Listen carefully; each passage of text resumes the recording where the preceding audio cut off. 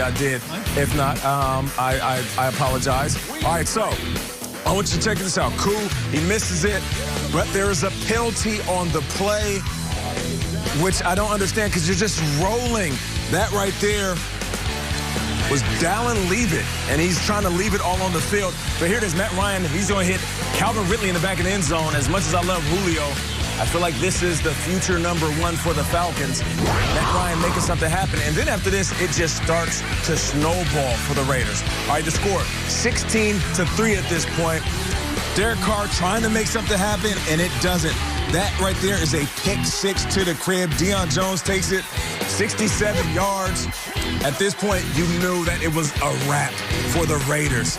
Derek Carr slamming on the ground like most Raiders fans were in this moment because they went into this game in the last wild card position. And here it is, Derek Carr trying to make some happen, stepping up, and the ball is out once again. And it is recovered by the Falcons. And from there, they would just pour it on and add on to the score. The Raiders were going to lose this game 43-6. Let me repeat, 43-6. Remember the moral victory of almost winning last week? Well, they had an emotional letdown in this one. So here are head coaches John Gruden and quarterback Derek Carr after the loss. I'd like to say, apologize to the Raider Nation and really compliment the Falcons. They played a hell of a football game, and we did not. The turnovers, the penalties, inexcusable. It's a reflection of me. We're a lot better team than that. I haven't felt this way in a while, so it's a gut punch for sure. I said it, Derek Carr, don't lose this game. Everyone is behind you, and they lost. And I think the most disappointing loss among a lot of disappointing losses here in Week 11. The Raiders have fallen a game back now, the Dolphins and Colts. The Colts are on the outside of the playoff race now looking in. Triggs, what happened? Yeah, you know, last week they lost that game, and we all came in and were so positive about Derek Carr. And then one of the big things that we were saying was that Derek Carr all summer was saying, like, you know, don't disrespect me. It was very personal. Like, don't disrespect me. Like, I deserve more respect. And I think Carr knows that this is the do-or-die year for him as the Raiders quarterback. And I think after that win against, of course, the Chiefs early in the season and the way he played last week, I think we were all ready to say, okay, they've got their guy. And then as he's done over the course of his career, there's that head-scratching performance yesterday. It wasn't just a 43-6 loss. Like, it was turnover city. I mean, fumbles, interceptions. And last year, they were a 6-4 team coming off a Thursday night victory where we did flips for a week about the Raiders. What happened, Peter? They went to play the Jets in New Jersey. How'd that go? Got the doors blown off them, and then they lost 4 of their next 5 games, and they finished with a 7-9 record. Here we go again? I mean, if fool me once, you know, it's like one of those deals. You know, don't get fooled again. I don't know. This was as disappointing a performance any team had this week. Derek Carr did not look like a starting quarterback in the NFL. He did not look like a Pro Bowler, and he certainly didn't look like the MVP candidate we were singing about yesterday before the game started. So I would just say this, Raiders, there is still time left in the season to turn this around, but the disappointment of that performance from both quarterback and team cannot be underestimated. Even Raiders fans who are so vocal online and so supportive of their quarterback, even they have to look and say, gosh, how does that happen? You know what it is? We told everyone, you got to watch this new show. It's called the 2020. You got to check this out. And they pull it up, they're like, this show sucks, it's boring, it takes, no, you gotta just wait. No, it's like, you know, the Mandalorian or Queen's Gambit or something. People turn it on, they're like, this is the show you guys wanted us to watch? All those dumb penalties, all those turnovers, they got absolutely destroyed. I said it last week, everyone, oh my God, you almost beat the Chiefs. Who cares? And you know what's funny? I mentioned this on the air. I got a message from a Raiders fan on Instagram after I had that little speech. He wanted a piece of you. Yeah, I'll read it. He said a week ago, real talk, bro, I want to take you to the ring. Me and you till I knock you out. All right, this guy sends me this. Because you're critical of the Because I was critical of saying, why'd you celebrate a loss? Till he knocks you out. He's yeah, and so I'm like, I'm out. And it's like, I got your back, let's go. And like I'm he's Jake Paul. Yeah, no, exactly. And Nate's just asleep. How is Nate? All right, so no, hold on. I got a point here. So this happens. This is important. Let me finish. I get this message from the same guy. The same guy just a couple days later.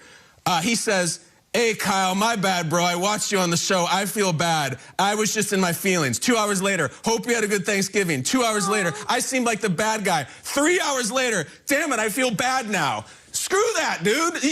I liked the first guy. You wanted to fight me. You went soft. I'm sorry. I didn't have a good thing. No.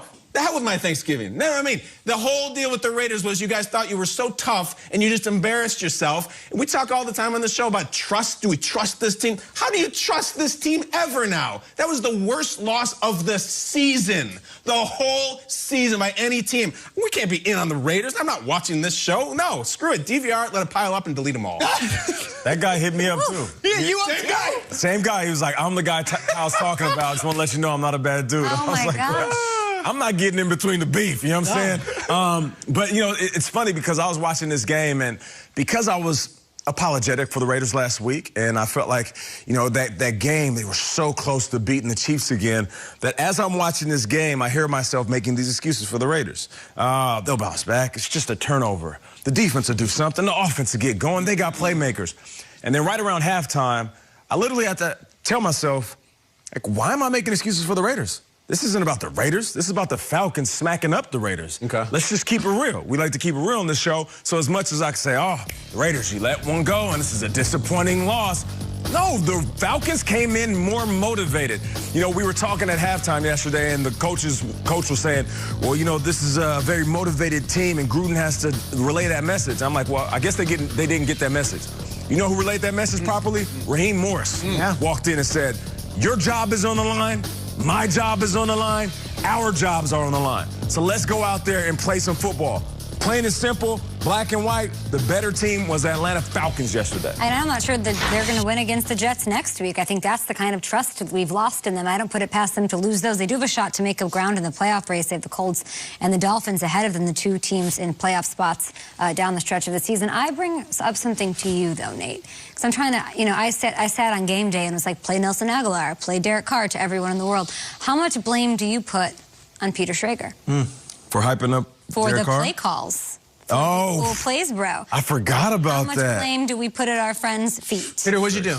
Remind the people. Look, Derek Carr's audio, okay, I appreciate the compliments and the Atlanta Falcons.